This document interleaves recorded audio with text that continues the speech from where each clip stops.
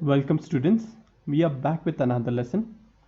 In this lesson we'll discuss binding energy. So far we have discussed about the mass defect.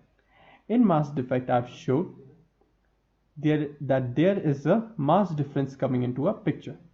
Okay, so how did we calculated this mass difference? First what we did, we calculated the mass of the two protons.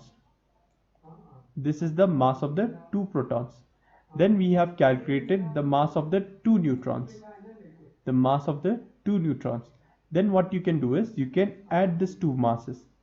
If I add the total masses of the individual nucleons, this should give me the mass of the nucleus of this helium atom. And the value I got is 4.032980 atomic mass unit. So this is my calculated value. Fine.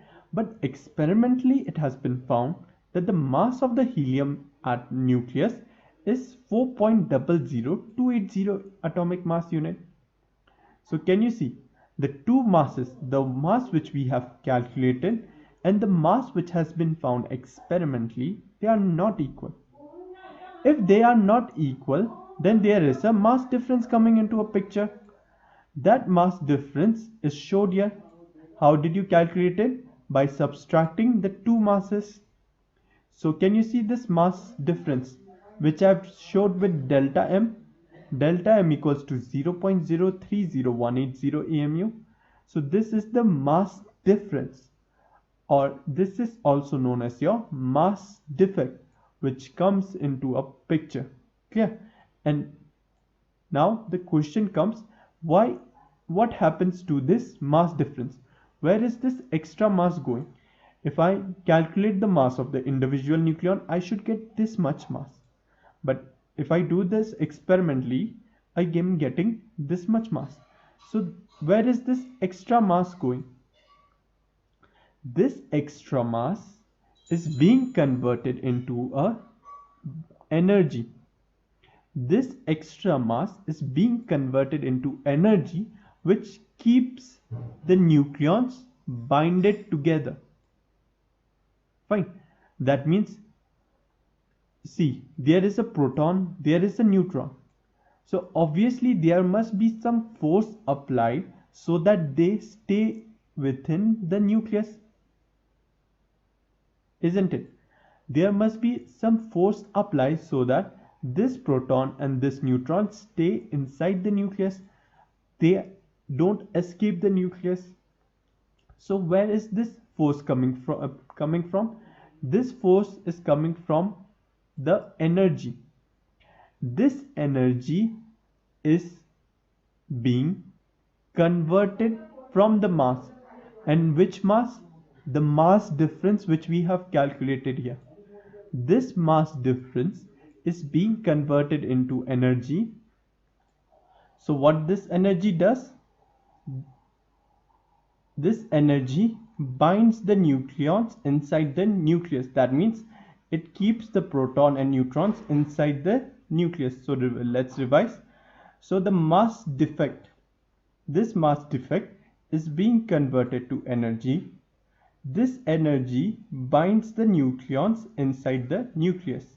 So such kind of energies are known as your binding energy. Fine.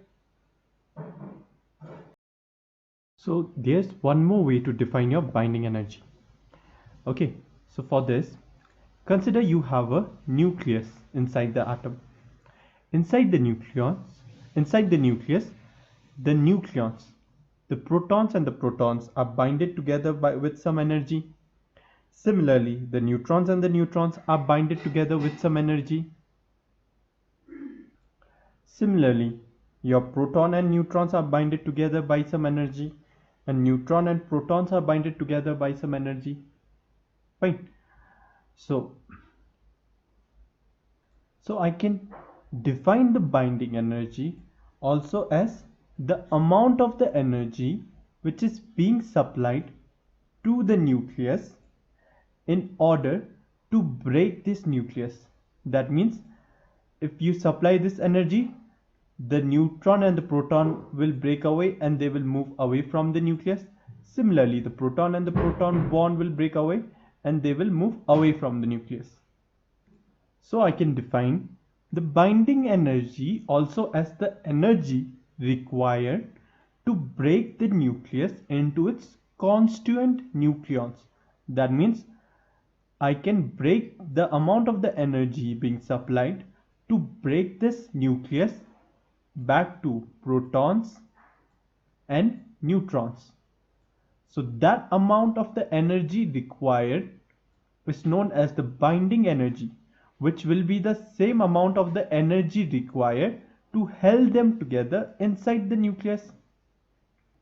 So the binding energy of a nucleus may be defined as the energy required to break up a nucleus into its constituent nucleons, protons and neutrons, and to separate them to such a large distance that they do not interact with each other.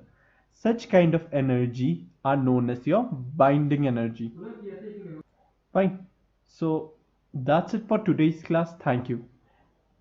Okay, and if you have any confusion, please feel free to ask. I will re-explain it to you again. And in our next class, we will try to derive, or we will derive the expression for the binding energy, and we will express the binding energy as bind in terms of nucleons, that is, which is your binding energy per nucleon. Fine. So that's it for today's class. Thank you.